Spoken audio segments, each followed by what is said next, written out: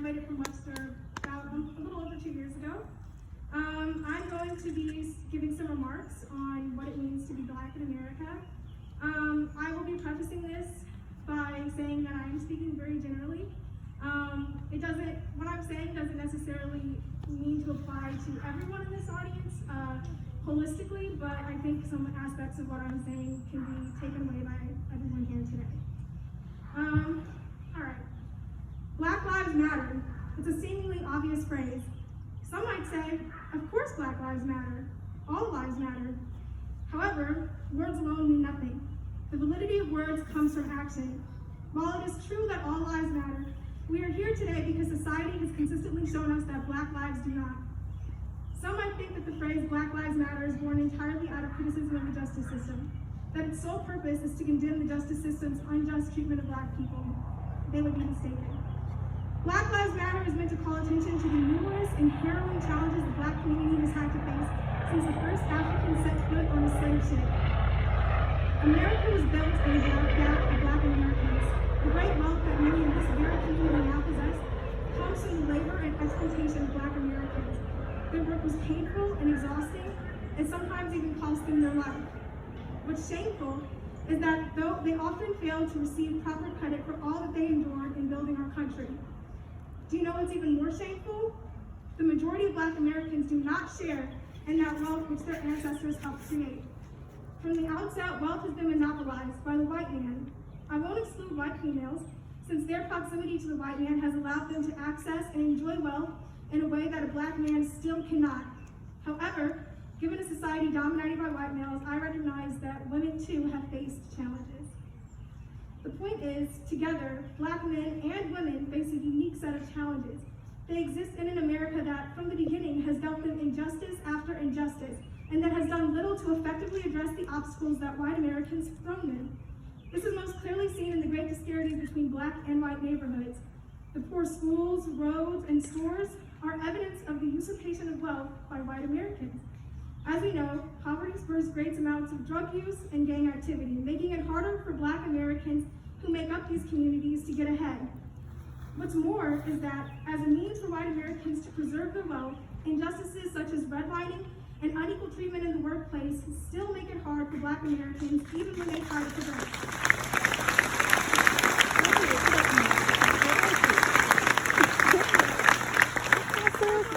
This fuels a nasty cycle. Black Americans become discouraged, and it's easier to resort to ways that are more troublesome in order to make money. Just as Black Americans exist in a society with all these inequalities, so too do they exist in a society with inequalities in policing. How America has treated the opioid epidemic versus the crack epidemic is telling.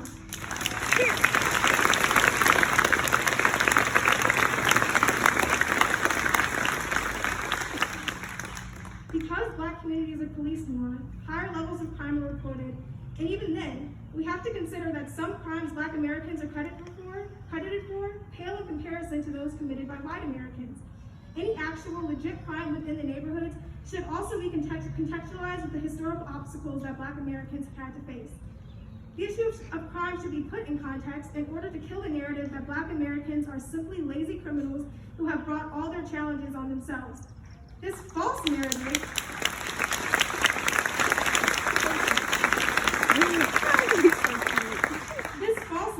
then creates the notion that Black Americans are unworthy and dangerous, making it appear as though their lives do not matter and making it easy for those who believe this way to dispose of them, to prevent them from enjoying society like white America, or to murder them in cold blood simply for existing.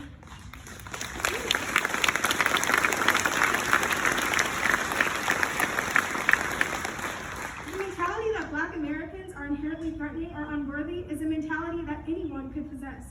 But it is especially problematic when it is held by those who are in a position of authority.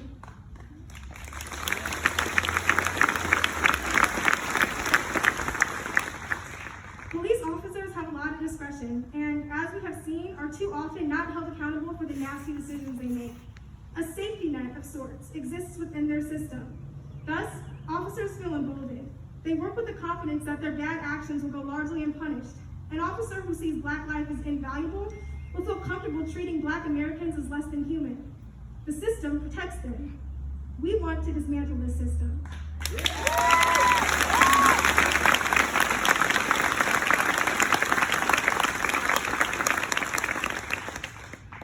Though this push for dismantling the current system police operate under has been spurred by the blatant mistreatment of Black Americans, it is a push that will benefit us all. Anyone is subject, in some capacity, to having to deal with a bad officer. We all have a stake in this, and thus, even those who see themselves as the strongest law enforcement allies should understand the want to make sure that officers are properly held accountable for their conduct and that they do not have a great amount of power.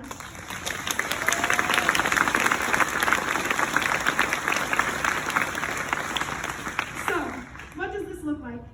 Some ideas include defunding the police. This diminishes the amount of power the police have. It would remove power from them by reducing their size and amount of resources. It would also then allow for more money to be invested in supporting our Black communities.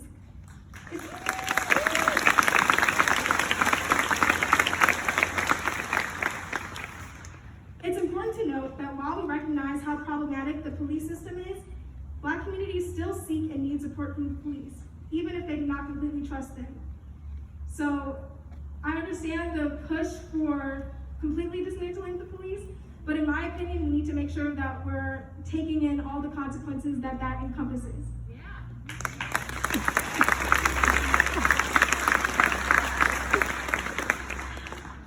Another large focus should be about discretion.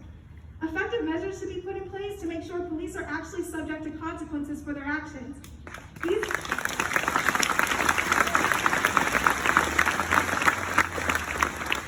These measures, of course, are nothing if they are not enforced. This would mean holding both officers and those who fail to appropriately punish them accountable.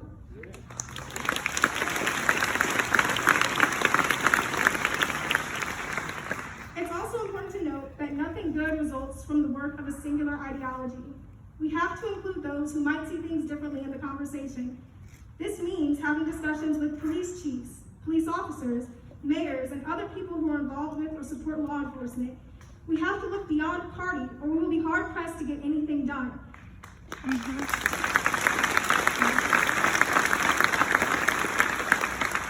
Society does not exist as an echo chamber, and we have to work with others to get things accomplished.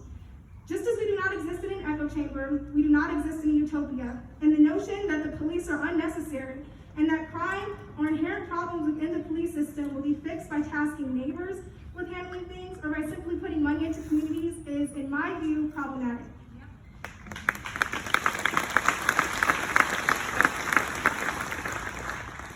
In closing, I would like to detail a lesson I've learned from growing up as a Black individual in a Black family in Webster Groves. For a long time, my family was the only African American family on our street, and from what we could tell, within our subdivision. I grew up playing with kids who did not look like me.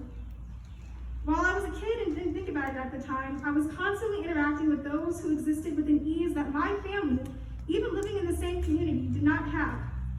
The privilege of simply existing in a nice area where everyone looks like you. The white inhabitants of Webster do not have to step outside their community to visit a community of color. They have a nice grocery store with healthy food options to choose from, good schools with well-trained teachers and a sufficient amount of resources, nice parks to visit and a complete recreation center to work out at, a vibrant town with nice restaurants and shops, and many other luxuries that does not force them to seek support or resources outside of it.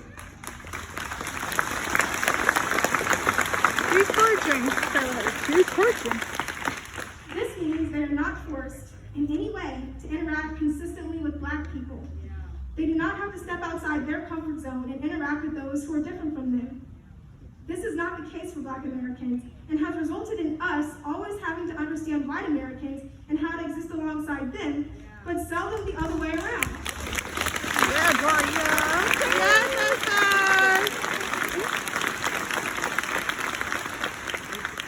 I would urge white Americans who want to be allies to consider this. In trying to better understand our perspective, force yourself to interact with us more. Visit Black communities and engage with the people who live there. Support their businesses and talk to business owners. While no one can fully understand anyone, this is how productive conversation can start, and at least a better understanding of Black America can be achieved.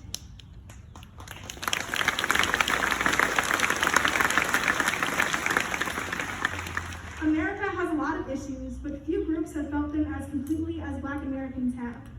We are beyond tired of sounding the alarm for help and being given ineffective reforms or empty gestures of solidarity, which are all, in some, temporary. We want long-lasting change. We want to enjoy America the way white Americans do.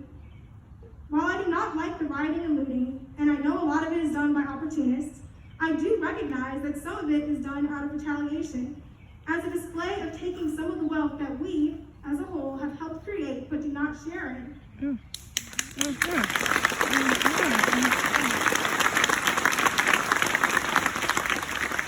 Black Americans have tried singing, kneeling, and performing to call attention to the injustices they face. They have been ridiculed and told these displays are inappropriate or divisive. Their civil voices are silenced. Now, with these demonstrations, America is screaming. I would urge everyone to listen because I fear this is not as loud as it can get. Yeah, Gloria!